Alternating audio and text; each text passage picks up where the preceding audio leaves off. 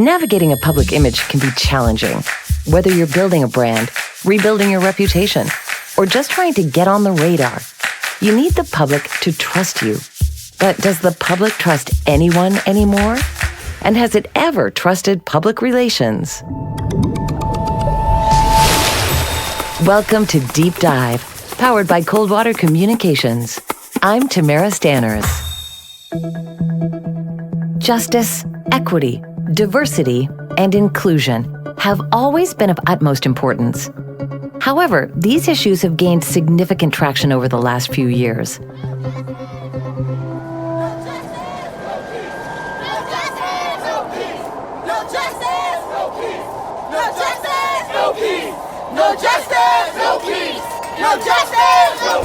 Toxic work environments at the same companies that declared Black Lives Matter. Whether it's gender, sexual identity, sexual orientation, race, that can be a huge generator of increased revenue and income that will improve your bottom line. So these companies have no excuse for not including us. An Oshawa man claims he was fired from his job because of his sexual orientation. McDonald's refused service to a blind man, and now he is suing the fast food chain. Federal court has ordered Tesla to shell out nearly $137 million to a former employee after he sued the company over a racist and hostile work environment. Walmart is ordered to pay an Oregon man $4.4 million in the so-called shopping while black case. Critics say Amazon's highest paid employees are white and male. Report indicating economic security is out of reach for many women, due in part to persisting gender pay gap. A lot of companies have been quick to promote their commitments, but far fewer work to demonstrate tangible and sustainable actions. Companies were quick to put out LGBT plus clothing or march in pride parades, but only after it became socially acceptable. Statements saying Black Lives Matter, but inside some corporations, Black employees say that's not exactly the case. Companies like Disney patting themselves on the back because they have POC characters in their films, but are silent when people point out that these characters are animals for most of the film. It's crazy the statements that many companies come out with, and also the recognition of things that they're short-sighted on, always in the past. Suddenly they get it once it becomes popular. Many think they're part of the solution, but are really part of the problem. Words matter. The PR pitfalls of inauthentic narratives and performative allyship are mighty, and the impact on equity-deserving communities is critical. So, how should a company approach allyship and their work towards advancing justice, equity, diversity, and inclusion? Why are these issues a top PR industry priority? And how does cancel culture impact companies doing this work? We're about to drop in on a conversation between three communications leaders who are passionate about justice, equity, diversity, and inclusion. Matthew Sang, co-founder of And Humanity, a justice, equity, diversity, and inclusion-focused marketing agency. Gabrielle Brisebois, Coldwater Communications social media consultant. And Nella Goyevich, Coldwater's Director of Accounts and Business Development. Let's dive in. Hi, everyone. Thanks for being here. Hello, hello. Hi. Matthew, did you want to introduce yourself and start? Yeah, absolutely. So I'm Matthew. I'm the co-founder of And Humanity. It's an inclusive marketing communications agency. I'm logging in from the stolen and unceded territories of the Coast Salish people, specifically the Squamish, Tsleil-Waututh, and Musqueam nations.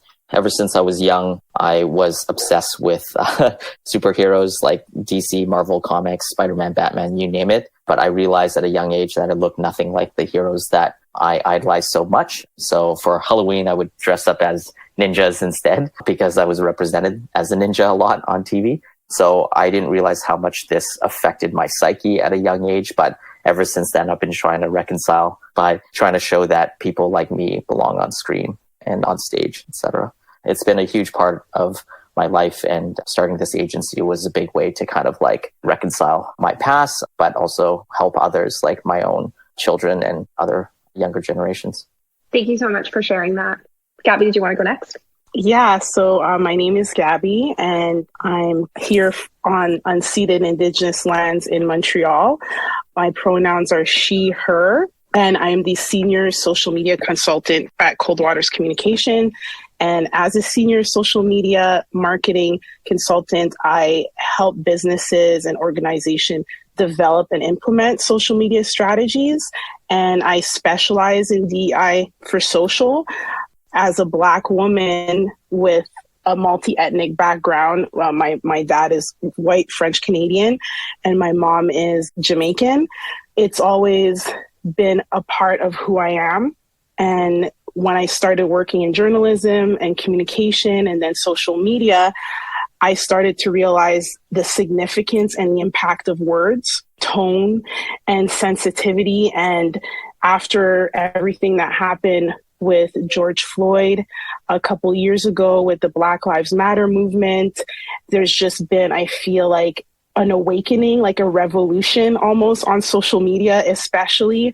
And it's just given a voice and a vehicle for a lot of minorities and BIPOCs, folks that in the past might not have felt as comfortable to kind of like vocalize their sentiments when it comes to race and inclusiveness and diversity. And so I feel lucky to be in the field that I am, where I have an opportunity to provide consulting and that voice to people that need it. So that's a bit about why I'm doing what I do. Thanks, Gabby. So my name is Nella Goyevich. I go by she, her pronouns, and I am speaking to you today from the traditional territory of many nations, including the Mississaugas of the Credit, the Anishinaabe, the Chippewa, the Haudenosaunee, and the Wendat peoples. And I work as the Director of Accounts and Business Development at Coldwater Communications.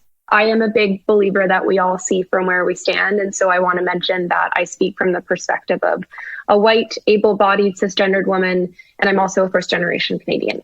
And like many newcomer families, I grew up in a very multicultural part of Toronto and was lucky to have friends from various different racial, religious, and cultural backgrounds. And that really shaped my perspective of the world in an amazing way. And what I noticed from a young age was that my parents, due to their, at the time, very heavy speaking accents as immigrants, faced discrimination, and that left a lasting hurtful impact on our family.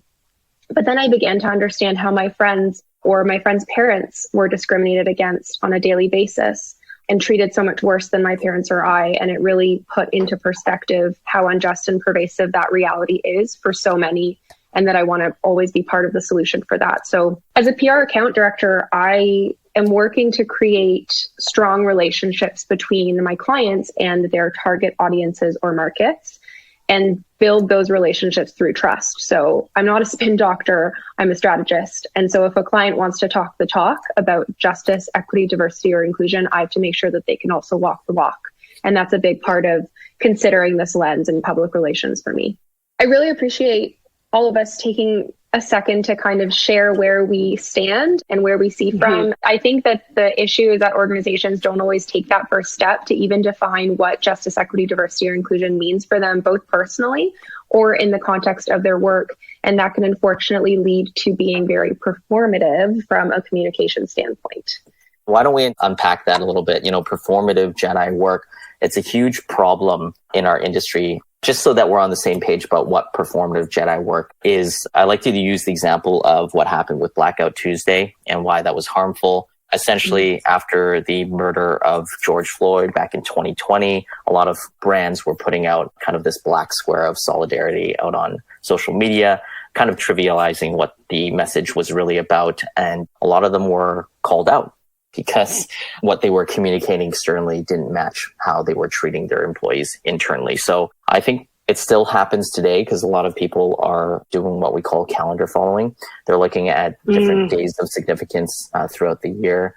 And what they're doing with that is on a very surface level, finding something to touch on that relates to their brand. There's Pride Month, there's, Black History Month, National People Days. There's so many different days of significance that happen every month, every week, sometimes multiple times a month. And everybody's just trying to keep up. And as marketing or communications departments try to keep up, they're realizing that the most that they can do in order to meet all these different days of significance is very surface level work. The problem is that the calendar doesn't stop and the resources don't increase, even though the calendar has stayed the same. So, how to avoid something like this, we like to talk about going deep and not wide, what that means is you can't be everything to everyone. And it's actually harmful for you to be very surface level in the way you engage with certain marginalized or underrepresented communities. So underrepresented groups would rather you focus on a select few focus audiences, ones that either objectively or even subjectively, as long as you're not defaulting to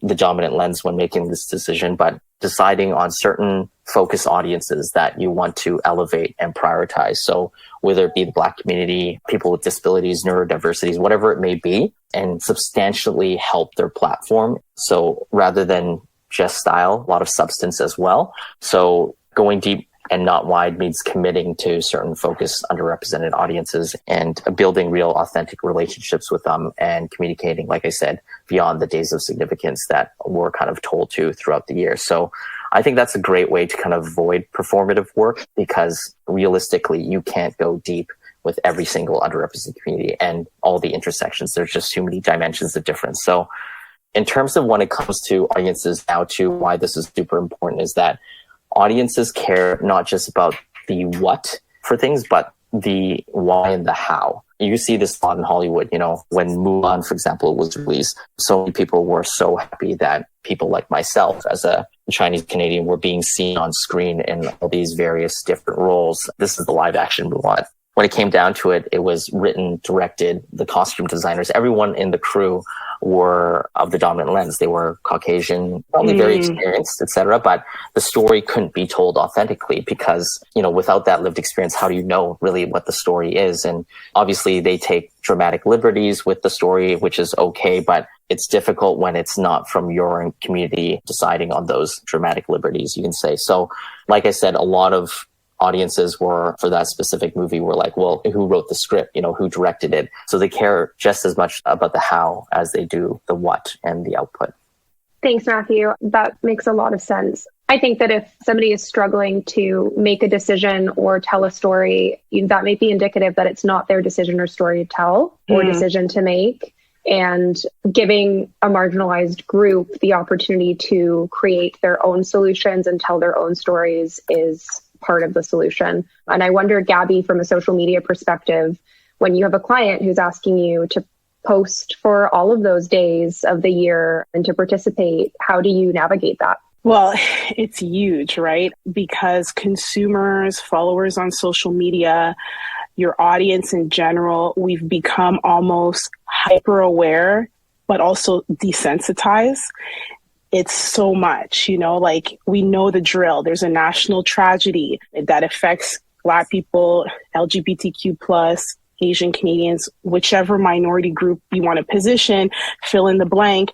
And then the events covered by the media. And all of a sudden it's getting this, you know, national spotlight, and all the businesses jump on it at that time. And so not only do people now become aware of this, like, performative, disingenuous allyship, but it's also extremely harmful, okay, for Black, Indigenous people of color, because some of the things I hear a lot from clients is, I don't know what to do. I don't want to make a mistake. So they get paralyzed, then they don't post, right? Or they decide to just go invisible when it comes to issues instead of posting and then having the other effect. But what we have to acknowledge and be aware of is that as much as we become desensitized to kind of these national headlines, people are dying, right? Like, this is real. Like, people of color are seeing videos of other people of color, like themselves, being killed. That's extremely traumatic. It's heavy, and it's something they have to carry with them. And so that mistreatment, we don't have an opportunity to pause. We don't have that opportunity if we want to kind of like take those steps.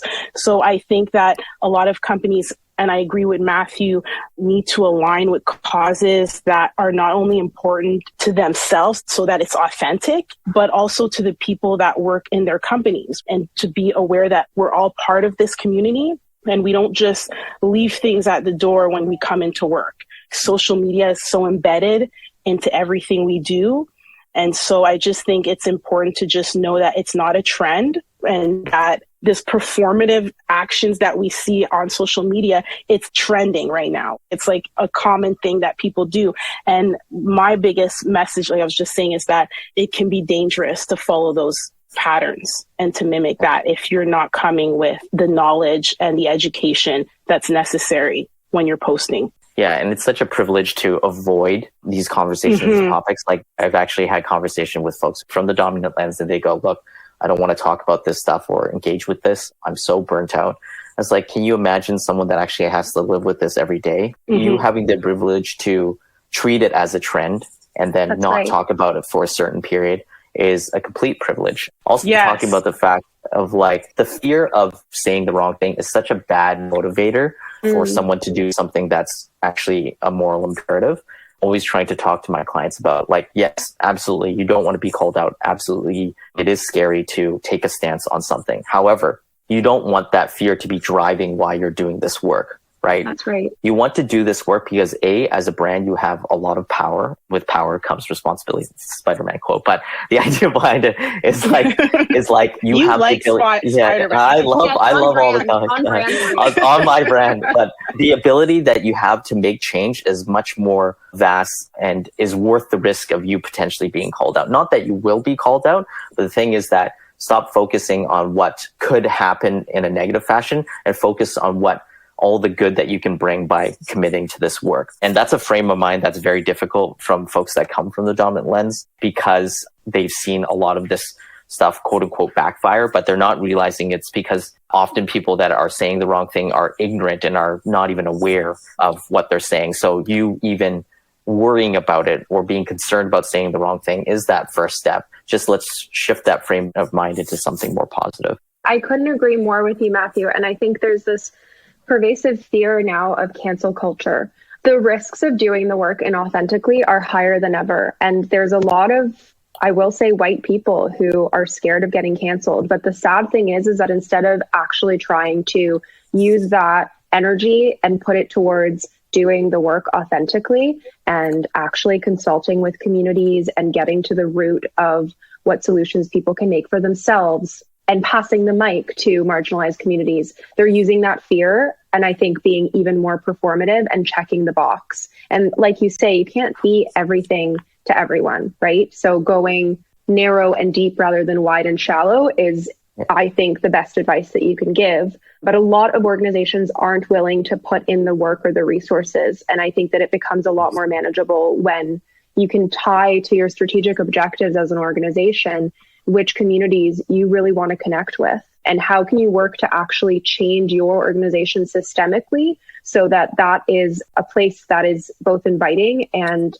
is retaining diverse people, because that is the only way, I think, is when you fix your insides that you can fix those outsides. To be honest, most of the time when I'm going into a room of a marketing department, we usually work with medium, large size brands or government funded brands, whatever it may be. And everyone is white. And even if it's diverse, it's only diverse at the lower levels. And that's just something I see.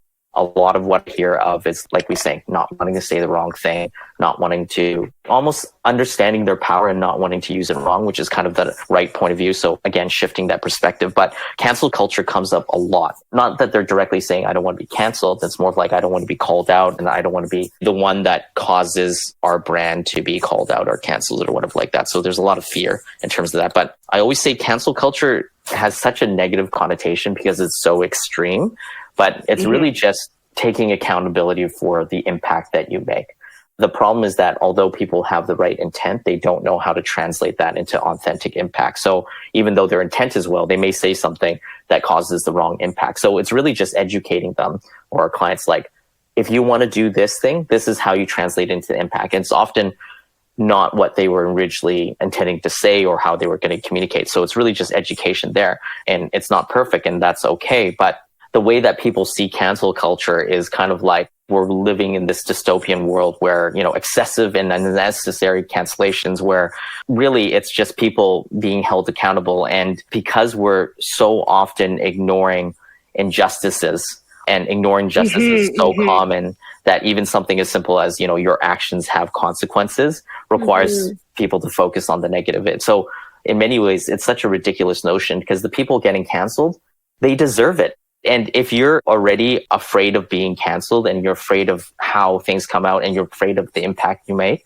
I always say it's akin to parenting. If you're worried about being a good parent, you're already halfway to being a good parent. A lot of the people being canceled could not care less. They're not only ignorant, but they're saying things purposely, or more importantly, they're doing things that they know are wrong. It's just they used to be able to get away with it. You look at the people that have been canceled recently, like Adam Levine, he's straight up cheating on his wife. Maybe 20 years ago, you cheat on your wife and you're fine. You still get hired to, or you still make music or whatever that is. So a lot of this is just a very extreme reaction to something that is really just your actions have consequences. We're catching up to our social norms.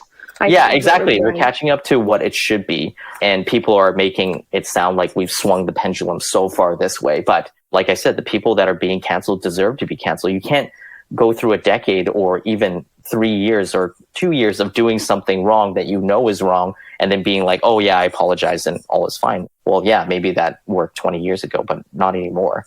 I think that if you have a client who is really trying to do the work, there's a difference between really trying to do the work and making a mistake versus trying to check a box and making a mistake, right? If you're really trying to do the work, you come from a place of understanding, at least some form of understanding and knowledge, where if you need to tweak what you're doing and apologize and take ownership for a mistake, you're in a much better position to do that when you're actually doing the work than when you're just checking a box. So my advice is to not be so scared. My advice is to put in the work, because if you're doing that, there's a lot more wiggle room for you to make mistakes because they're honest and because you're still trying. And that's what this is about. On social media, there's that opportunity of anonymity, right? So it gives the opportunity for like large groups of people to come together, but they are minorities in the sense, to come together to put their voice out there without being individually targeted. Right. So that's the thing, too, with cancel culture as it relates to social media,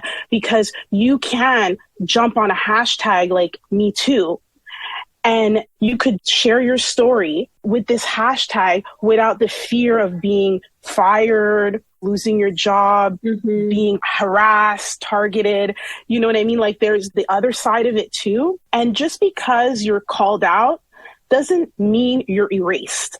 Okay, you have that opportunity to take responsibility, to take accountability and grow. And as a matter of fact, that is probably going to even build you more loyalty because it shows the transparency and the fact that we're all humans. And that cancel culture, there's that intersection. It doesn't mean because you're Black, you can't get canceled.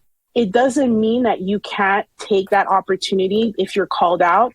Then this goes for businesses to just acknowledge the fact that, yes, you made a mistake, but you know what? I want to learn, and depending on the severity of the mistake, and I want to grow and eliminate that shame factor. I think because that's the thing too with cancel culture, people feel like, okay, are you shaming people, canceling and then shaming them? Where's the line? Shame is not an effective tool for changing hearts and minds and changing behaviors, right? So at the end of the day, for myself as a communicator, it's not only about taking accountability, it's about doing it quickly and doing it authentically. Because the idea of stealing thunder, that's a theorist, Timothy Coombs, who is a crisis manager.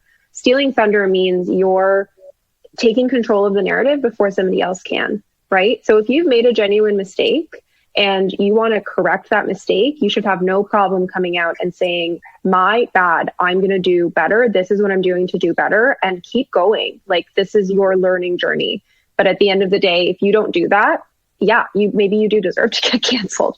To talk on your points, Gabby, lived experience isn't enough. We always say that. You can have internalized racism, internalized homophobia, internalized anything. So having lived experience doesn't mean you have a free pass to say and do whatever you want. Yes. And there's so many people that talk about, oh, we can't tell jokes anymore. Yeah. Such a ridiculous notion, because comedy evolves. Like, comedy back in the 80s is different than it was in the 90s, and it keeps evolving. So just because people are having an adverse reaction to change, and that's kind of a problem, but things that were maybe okay and funny in the 90s and the 2000s are not funny now, and people need to accept that and evolve, just like comedy evolves. Because if you tell jokes that were funny in the 80s and you complain that it's because of cancel culture or something else that's not funny now, it's just the mere fact that you don't know how to evolve your comedy. People are starting to realize that things that are funny for one person maybe is truly traumatic and negatively impactful for another community. Right. And that's what the evolution of comedy is. And that's okay. But if you don't know how to evolve beyond that, then really you're just being a bully. I'm realizing that so many people just don't know how to apologize. They don't take accountability. They don't have the right tone. They gaslight their audiences, thinking that they're stupid enough to accept. Yeah, it's stupid enough to accept their half-baked apologies. And again, it goes back to the fact that your actions have consequences, and it means you have to say sorry. And sometimes saying sorry is not enough because you've said sorry poorly. Like anybody that's been in a relationship, your partner or someone does something, pisses you off, and you go, "Oh, I'm sorry." You think that solves everything? Like, no, saying I'm sorry is not enough. You need to prove it. You need to know that your actions have consequences, and you need to either make up for it or do better. So I think as a society, we've maybe been spoiled in the sense that we haven't taken accountability for all the things we done and said in the past. And it kind of brings me to this idea of authentic narrative. How do we navigate in a culture where there is cancel culture and there is consequences for your actions? For me, this is a really pertinent topic because communications for me is that vessel to the outside world, right? For an organization, for a person. And there are really very real issues that come up in PR because it is extremely white, female dominated. Leger did a study in 2021 that 84% of executives are white in PR. And so the stories are being told from that perspective. And it's not their story to tell, right? And not only will it come through as inauthentic as a narrative, but it can cause so much harm to the people who should be telling their own stories from their own perspective. So you see a lot of organizations that think they're doing something good. And in some cases, sure, hearts might be in the right place. Somebody might want to be an ally, but you're not going beyond the surface level. And my feeling is that happens because they lack this understanding of why what they're doing is often causing more harm than good, because it's savior storytelling. That is what it is, right? You're using your privilege and your platform and your resources to craft narratives for marginalized groups instead of passing the mic to marginalized groups. And they're putting themselves in the shoes of the savior and that group, people who need to be saved. You're positioning them that way and you're stripping them of even more power and adding to oppression and pushing those people further along the margins. So I think there's this immense responsibility with public relations in particular. If you are the voice for an organization, how you position yourself and what impact that actually has on people in this world, I think is a massive responsibility. So we try to take that very, very seriously in our line of work. Yeah, nothing about us without us, what we always say. If you follow that and follow that genuinely, then, that's half the battle. Talking about truth and authenticity, especially on social media, where it feels like, everything you're looking at, you don't know what's true, what's not true. There's this veneer. But sharing stories and storytelling is part of people's culture. So it's very, very layered. And I feel like with social media, there's also something we are all noticing a lot, what we term as culture vultures. And it's something where people or brands or companies appropriate Black, Asian, brown culture, whether it be the vernacular or dance moves or trends or whatnot, and reappropriate it and then showcase it on their social media. So you'll see things like, "Hey girl," like, not to say that this is like exclusive to Black people, but like, it's just an example of a vernacular, like a Black slang, you know what I mean? And then what happens is that when it comes time to really back up the issues that affect these cultures that they're appropriating, they're silent. That's right. So that's another layer of the coin when it comes to truth and authenticity. And especially with TikTok, that's just me talking from like a social media perspective. When TikTok took over, you'll see a lot of these influencers take over these TikTok dance moves. And then it becomes this trend. And then I'll have companies that will come to me like, "Oh, should we do like the dance move for like our end of year or just follow on this TikTok trend?" And I'm always like weary, because I know that those trends come from Black teens that don't have the social clout as like some of these other social media superstars. That's culture vulturing, where you kind of like take away from the culture and reappropriate it as your own when it's not. And it's extremely harmful. And it's just, to me, the height of cultural theft. And we see that a lot on social with a lot of influencers and followers and whatnot. So there's that too. We're talking about like authentic narratives. For me on social is important to mention. Absolutely. And I think social media is inherently exploitative because people don't have accountability, again, for taking other people. It's so hard to track like who originated this. So people kind of take advantage of that fact. You know, we had a lot of conversations internally, and it's actually a part of our book. We just released a book, Authentically Inclusive Marketing. We have a chapter or at least a section in there that's about cultural appropriation versus cultural appreciation and the nuanced difference in that. Yes. I'm so sorry. I have to go, so I can't talk about it in terms of it, but it's super interesting. Matthew, it was great connecting with you. Yeah, it was great meeting you. Sorry I can't be here longer. Yes. No, I really appreciate it. We'll stick around. Bye, Appreciate Matthew. you both. Okay, bye-bye. Bye-bye. Bye.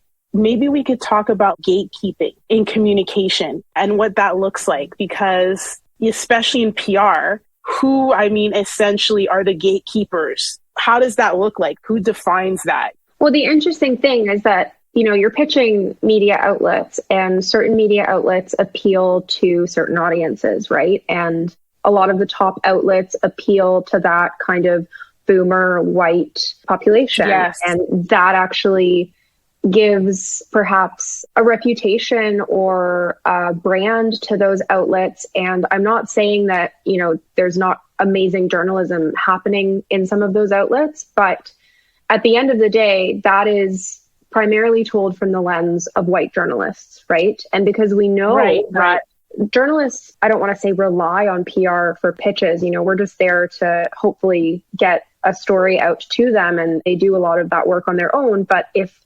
84% of PR folks in Canada are white, then you're getting stories pitched to you from the perspective of a white person. And so even before you start trying to tell that story and uncover the truth, I know journalists are truth tellers, right? Like that is your job, but you are going at it from the perspective of potentially 84% white people pitching you. So it's something to think about. It's, you know, from a gatekeeper perspective, there's a lot of responsibility that comes with giving an idea to the media to ensure that you've thought about what lens you're writing from before they get to it. And I don't think that maybe that's something that's commonly done. We definitely try to do that in our work, but as a rule of thumb, you know.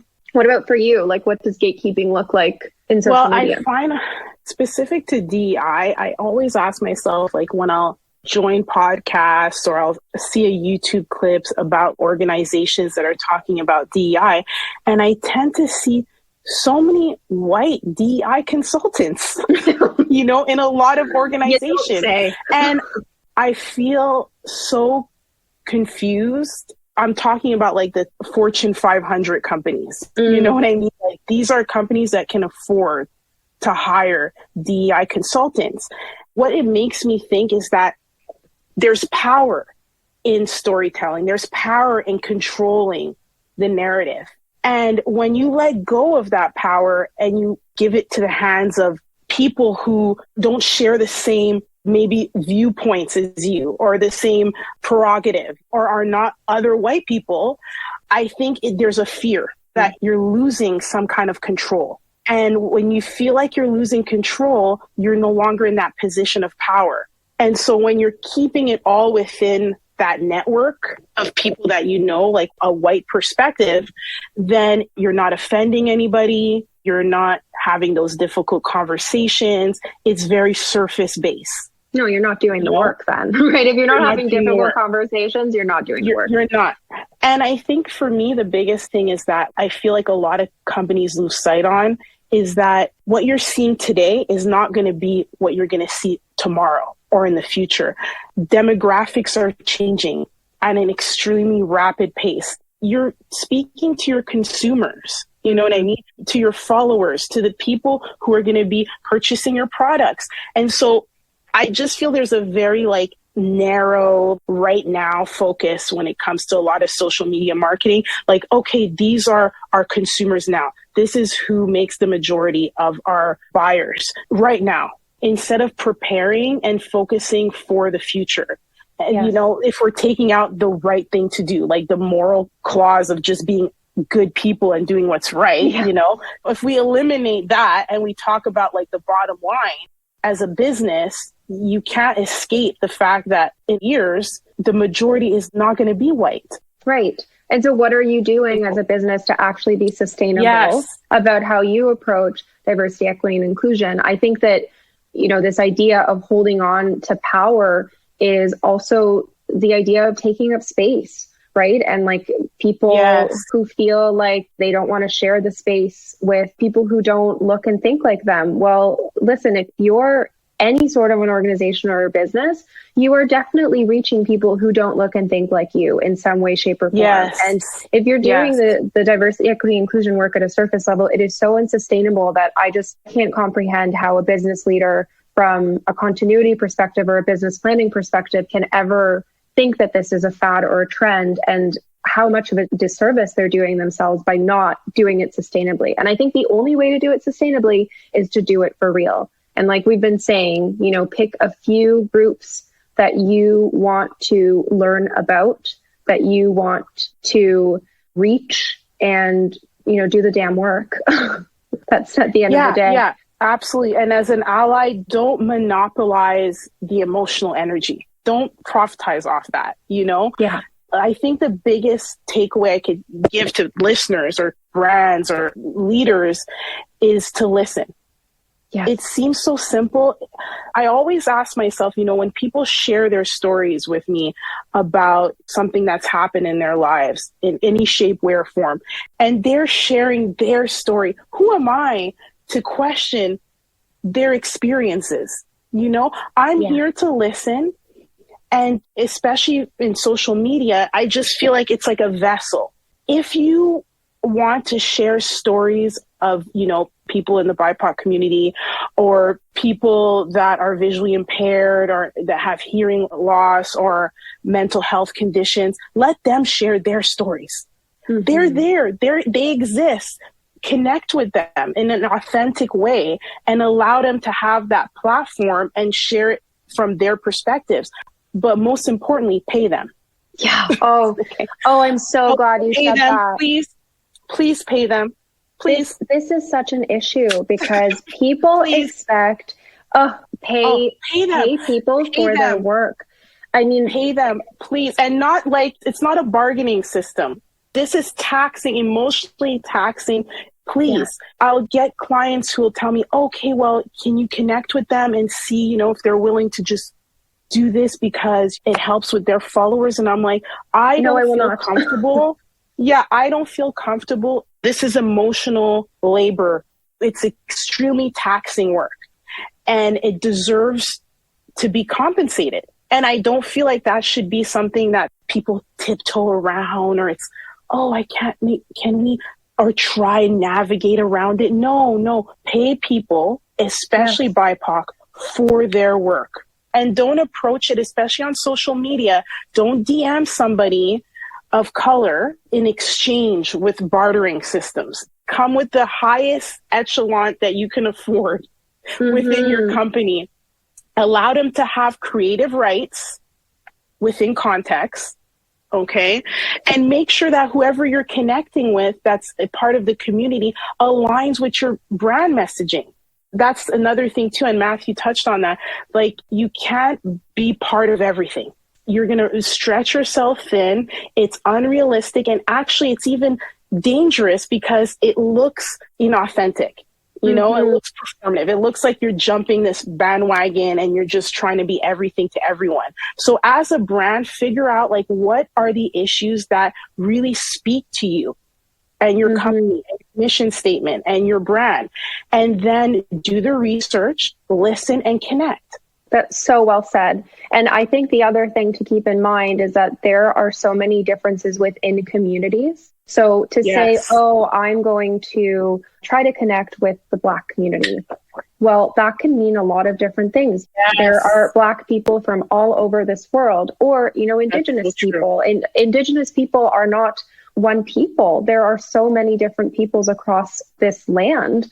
And I think as well, when it comes to reimbursing people for their time, that can really vary between different cultures and Indigenous, in particular, the reimbursement and the kind of Indigenous cultural competency that you need to be able to effectively and respectfully connect with certain communities. So that is, it's just another argument for choosing, really targeting the kind of communities that you want to connect with, and not doing that just to do it, doing it so that it's a part of how you run your business. And I guarantee you that will only make your business stronger, and it'll help you to reflect your outsides to your insides, right? By fixing your insides first. If I could leave people with one piece of advice, it's that don't hire a PR firm that's just going to do anything you ask them to do. When it comes to diversity and equity, inclusion, and justice work, you really need to think about what it is that you're saying and doing, and how externally, how does that reflect what you're actually doing internally? And it's hard, right? When you're